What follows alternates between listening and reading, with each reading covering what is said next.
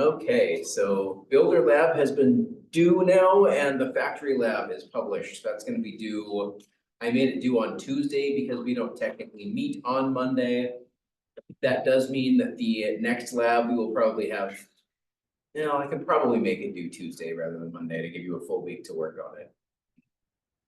But yeah, factory due on Tuesday. That'll give you access to office hours on the day that it's due, since we don't have class next Monday.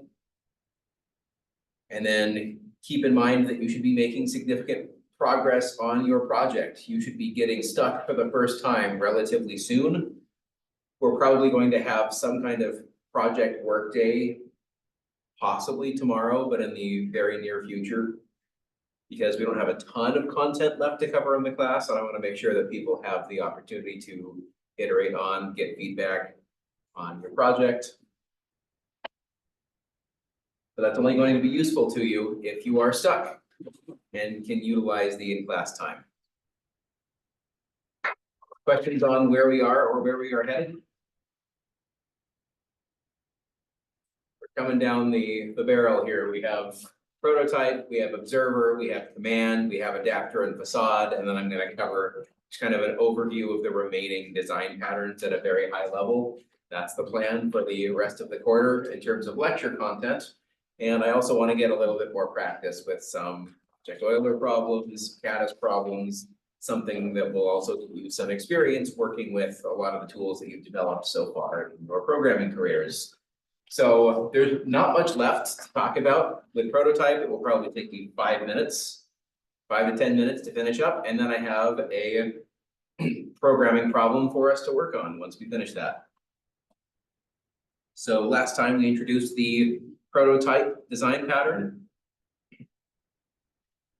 We talked about how cloning works rather than having an outside source doing the cloning, where you need to pass a bunch of parameters to a constructor, or we need some kind of privacy access. We need to request access to all of the fields in order to be able to clone it. If the cloning is happening inside of the object, not only do we get an encapsulated cloning process, but we also get the ability to design prototypes that we can clone from, so that we can store some of those prototypes and have done a lot of the work at compile time, so that we don't have to do an expensive cloning procedure at runtime. So that was the idea of the prototype pattern, is we want to save ourselves time at runtime. So the example that I used was an online D&D campaign. We are trying to design monsters to fight, so we wanted some basic configurations that could be modified after creation. So we made some generic flying enemy, some generic armored enemy, generic evasive enemy, an underwater enemy. And now with these configurations already pre-constructed, the number of changes that need to be made to create monsters that are ready to fight are very few, rather than having to do an entire expensive monster cloning process. When we want to make an underwater enemy, all of the underwater elements have already been done, so we just copy the generic underwater enemy and can use that with a few modifications to make the new object.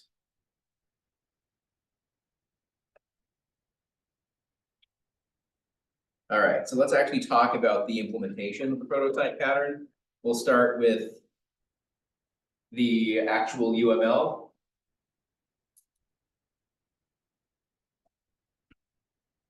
So we create the prototype interface and we declare a clone method within the interface.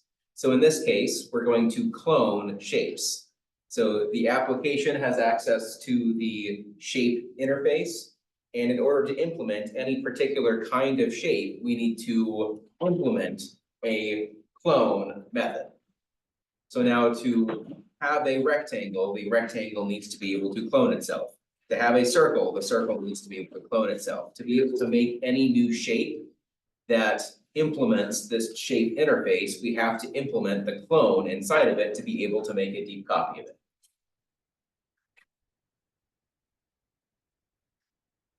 The class now has to define an alternative constructor that accepts an object of that class as an argument.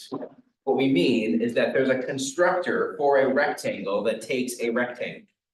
There is a constructor for a circle that takes a circle. That says we're going to pass in the existing prototype, change the existing, the only couple things that we need to change and return that new object without doing the work of creating most of that object. So the goal of this constructor is gonna copy the values of all the fields that are defined in the passed in class. It's like, make me a copy of this rectangle, make me a copy of this circle. So now we have access to the rectangle and circle that we're going to be copying. We can just go look at the values of the fields of that class and copy them. Note that this also allows us to do things like make a rectangle out of a circle or make a circle out of a rectangle, as long as you specify exactly what that means. Maybe you have some kind of conversion between a rectangle and a circle that says whatever the width of the rectangle is, that becomes the radius of the circle. I don't know exactly why you would need to do that, but that is something that you could specify as a way of taking an existing rectangle, and rather than querying the user, how big do you want the radius? You say, I want a radius that's the same as the width of this rectangle.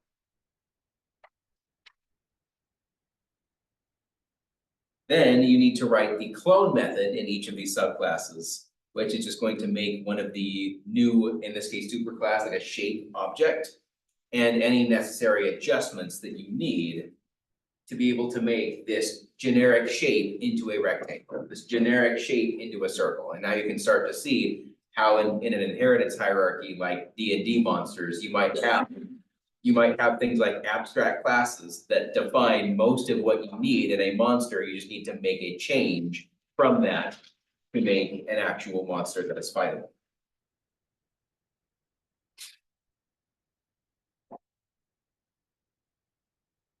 It's like I accidentally got behind the image here. So in order to change clone, you have to override the clone method because you get a clone method for free. So you can get an object that is only a shallow copy if it's the default clone. So you need to make sure that you're overriding the existing clone as you implement the clone, and that you actually do go implement it. And you can, of course, make your bestiary or any other registry of prototypes that are frequently used so that you can go search that registry for an existing object that you want to clone. One thing that's fun to note is the registry is often itself a factory pattern, which you might expect if you have lots of different ways to construct.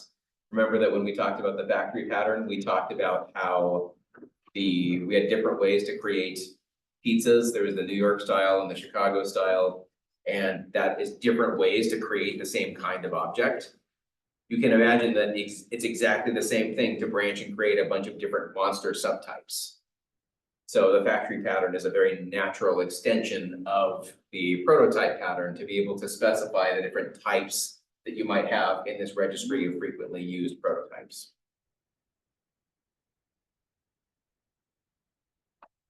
Questions on the implementation of the prototype pattern?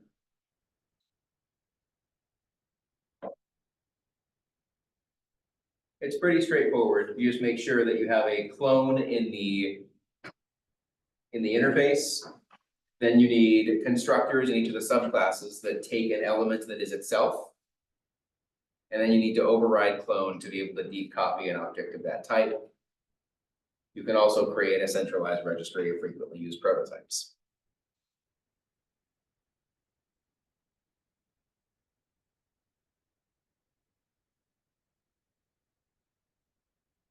All right, let's talk about some benefits and drawbacks of using the prototype pattern. So what do we think are some benefits? What do we get out of using the prototype pattern?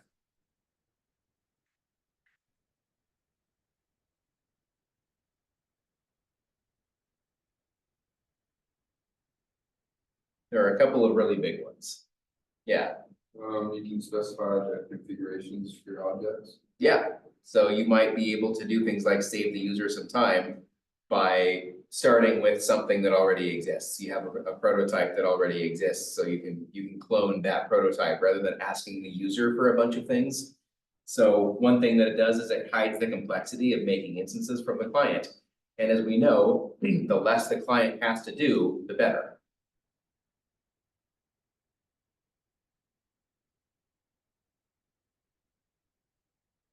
One other fun thing is the client can now generate objects whose type is unknown.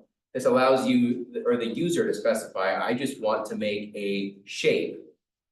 And then by the time we know what it is, we have a constructor to make it based off of the parameters of it. And sometimes, if you want to copy an object rather than create a new object from scratch, you can save yourself time and resources by having done part of that work, knowing that the user is eventually going to want to create some kind of underwater enemy. You can have a prepared underwater enemy that copying that is much faster than having the user specify every parameter.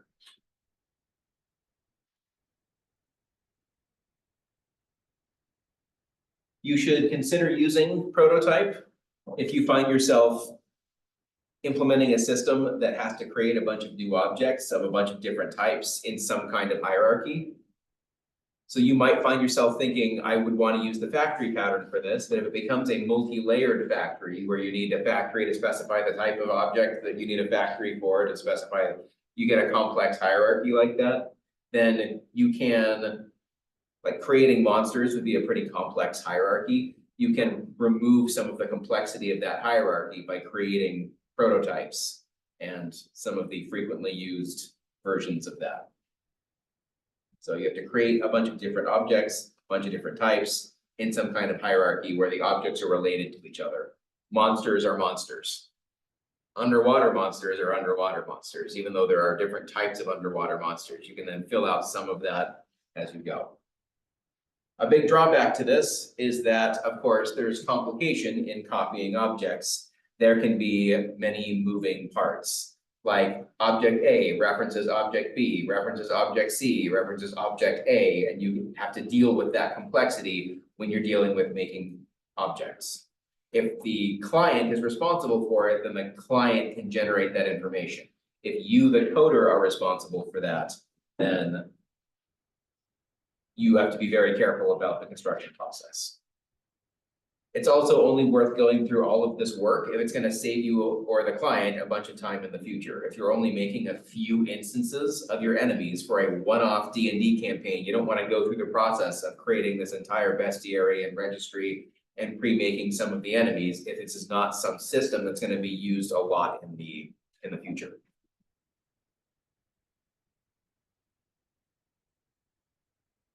As always, if you're going to automate some kind of tool, you want to make sure that the time that you save through the future automation is more than the time that it took you to implement the automation. Otherwise, it didn't actually save you time. That's it. That's the entire prototype pattern. I would recommend that people go take a look at the Refactoring Guru page for prototype and just read it through. Take a look at the code for it. I think that's also very useful, just to see how is it that we implement this in actual code. But that's kind of boring to do in a classroom environment.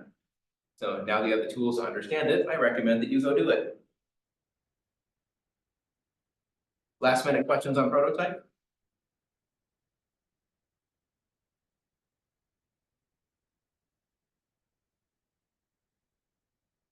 All right, yeah, question. Where would I actually apply this? Like, what's like a real scenario that you want to use this over like one of the other design patterns we worked? Yeah, well, usually they go in tandem. Like with this, you want to implement the registry as a factory. So it doesn't start with a single pattern, or it can start with any pattern where parts of that pattern become other patterns.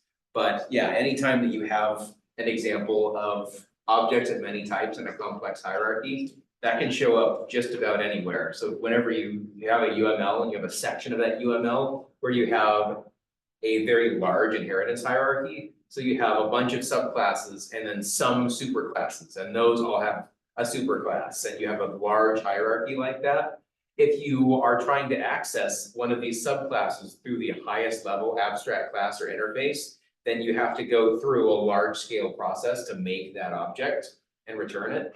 So it might be better to have some prototypes ready to go where you're taking an existing object and cloning it rather than going through making the new one step by step and copying every single field. You just say, take this old object, clone that object, and then make changes to it rather than constructing it all from scratch. So like, in like the builder one that we just did, like, could you technically do like a prototype for like the campsite versus like an Airbnb and just clone the Yeah. original one and then just change the name of it and like the location? Yeah, you could imagine something like that, sure. Another example, since I love games so much, would be something like a character creator where you could import an old character and then make changes. So maybe you restart at level 1, but you went through a ton of design to get the facial features just right, and you did all of that work.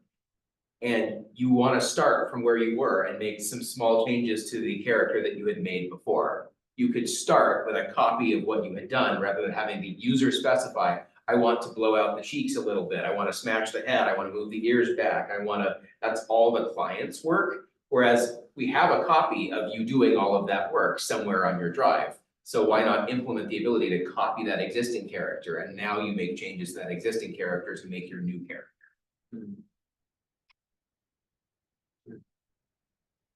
Great question.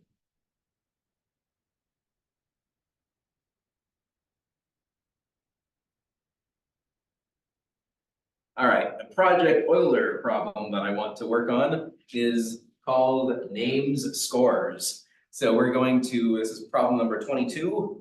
Now that we're deeper into the quarter, we can start doing problems that are higher up. So we're going to go grab a fairly large text file that contains over 5,000 names. And we are going to find the score of that name. We first need to sort that list of names into alphabetical order. Once it is sorted, then we want to find the score for each of those names. So we're going to start with, as an example, the name Colin appears 938 on that list. We look at the sum of all of the letters in the name. So C is the 3rd letter, O is the 15th letter, L is the 12th letter. We're going to sum up all the values of those letters and then multiply it by the position in the sorted list. So the sum of that is 53. We're going to take 53 times the fact that it was the 938th name on that list. And what we want to report is the sum of all of the name scores for all of the names in that file.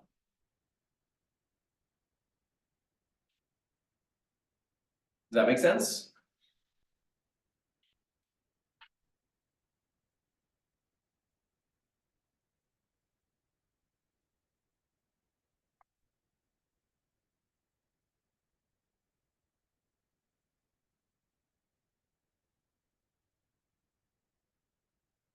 So let's go ahead and implement.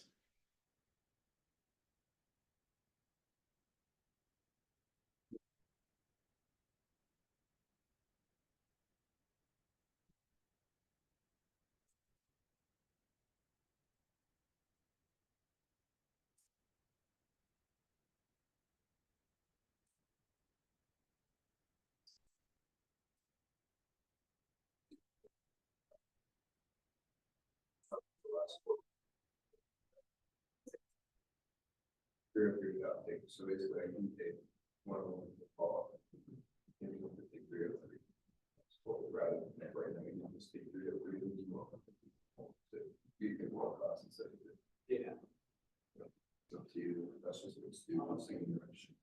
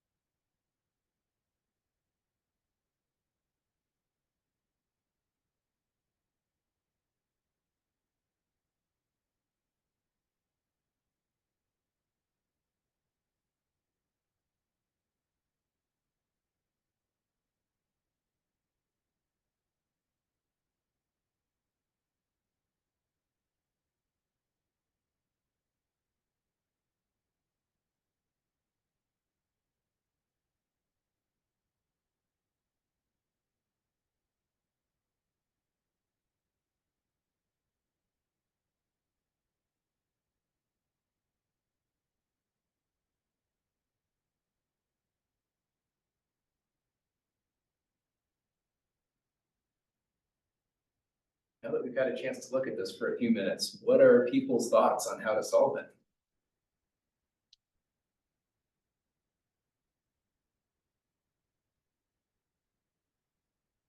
What structures are you going to use? How are you algorithmically going to calculate this?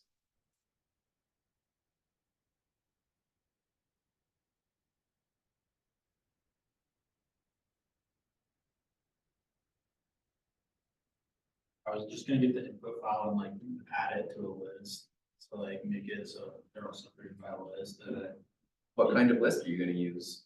I was gonna use just like the. That's a big question, I haven't gotten that far yet, but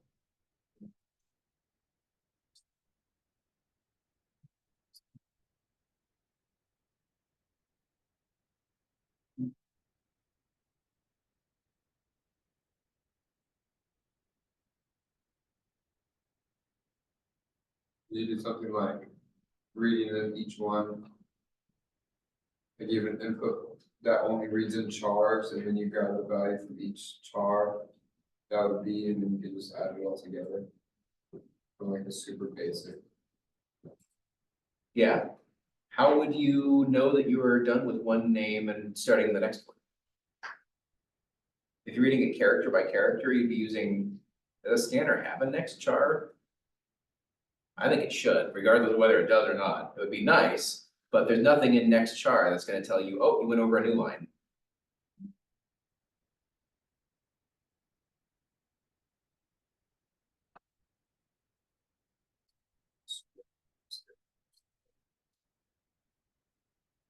Yeah, I think that's a solid idea. We wanna read strings and then do something with each of those strings. You can read it. Okay, just walk it.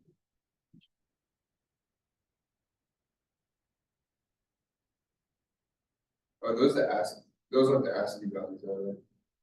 No, they're not the ASCII It would just be values. like Yeah, 0 A to is 1, B 31. is 2, C is 3. Oh. So you could use the ASCII value to calculate that. If you have a character variable, we know that characters are stored as integers based on their ASCII value. So you could take, if all of these names, all of their characters are in uppercase, you could take the current character and subtract the A character and then add 1. And that would get you that. So C minus A, C, B, A is 2 plus 1 is 3, and that will get you the 3 for C. You don't even have to have memorized the ASCII values, but if you do it character by character, you could use those ASCII values and arithmetic to get those values. It's a great idea.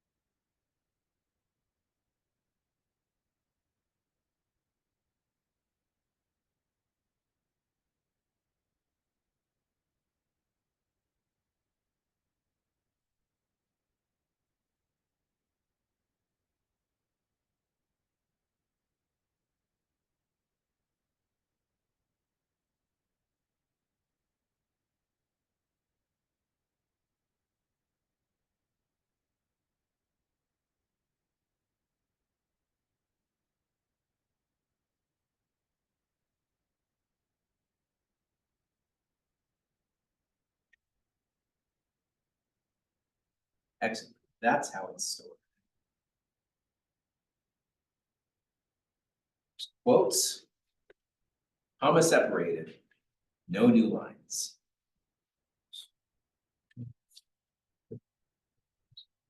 So is this a substitute? Is that what you do? No, it's substituting the, The whole thing? when you, like, for instance, when you map 4 here and it collided, Mhm. you basically went to the next one, the next one, the next one, the next one. Now, instead of going to just the next one, you're gonna start K out of 1 and calculate this, and that's the number of spaces you're gonna jump ahead. What is K2? No, K is the, This K always gonna be more. it's one, and if, basically you're gonna calculate one squared plus two is three divided by two, mod 11 is one. So now you're going to jump ahead one spot. When K is two, you're gonna bump up K. Two squared is two, plus two is six, divided by two is three. So now you're gonna move ahead, instead of moving ahead one to check the next page, you're gonna move ahead three and check that spot. The idea is it's gonna reduce the amount of clustering that you have in your. in your feeds. Okay, so like use 4 for universe, you have 4 for 0. And it should be K 0. K starts out, But only start at 1. yeah,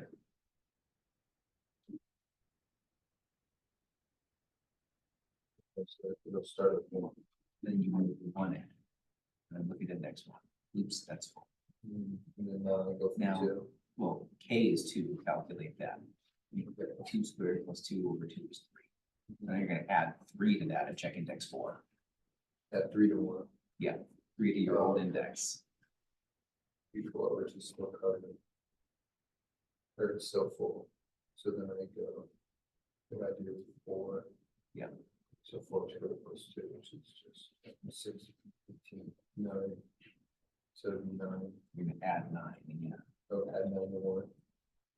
So then I got index 10, which would be here. Mhm.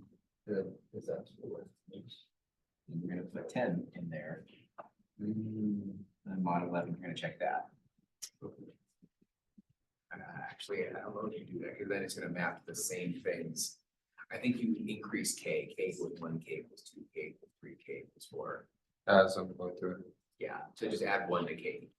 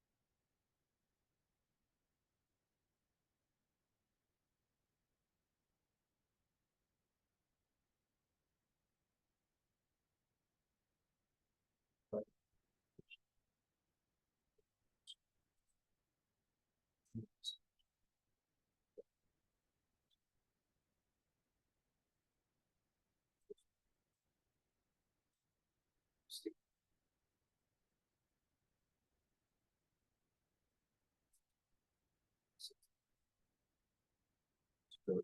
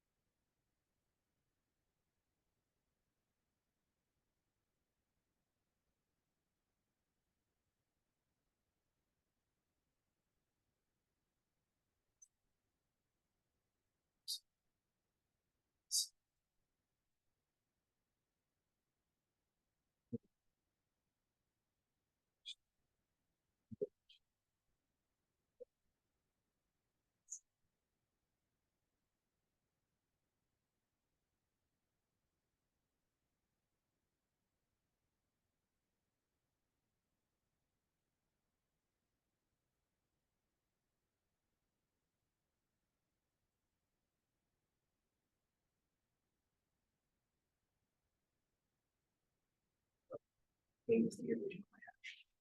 Yeah. So you're not taking-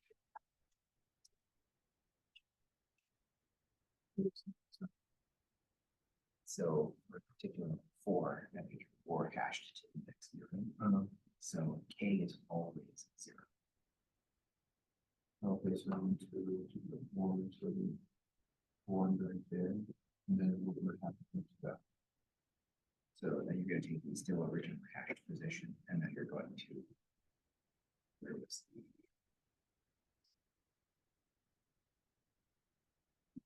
A squared plus two. For what?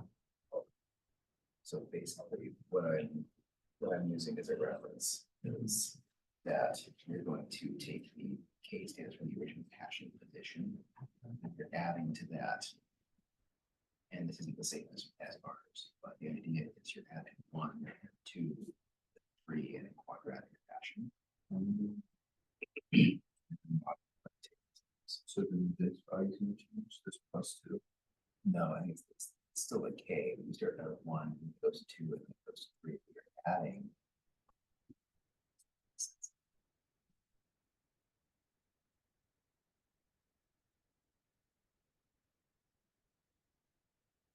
This.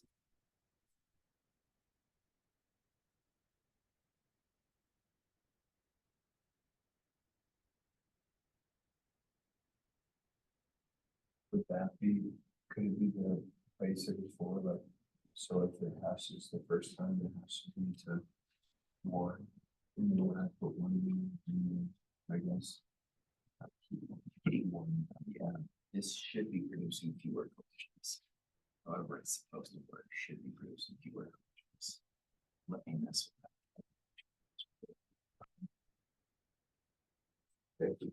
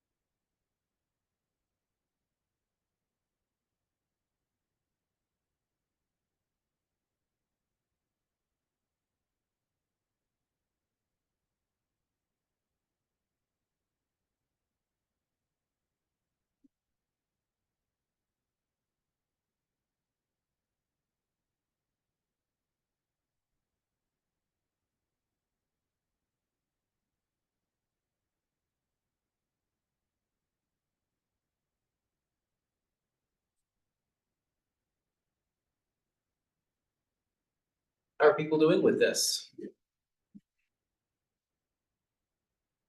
Making progress? Anyone have an answer?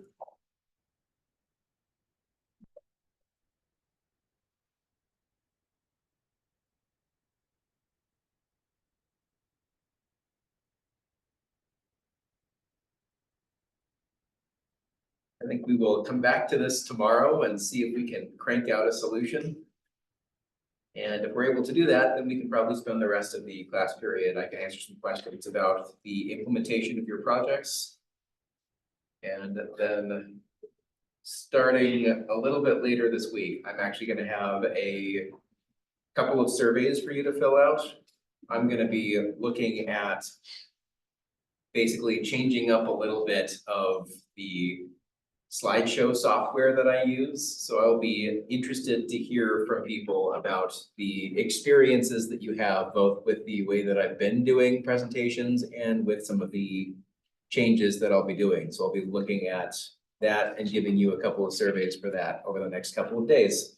So for that, it would be very useful if you could be in class in person. That would be really nice, so that I get the best results for that I can.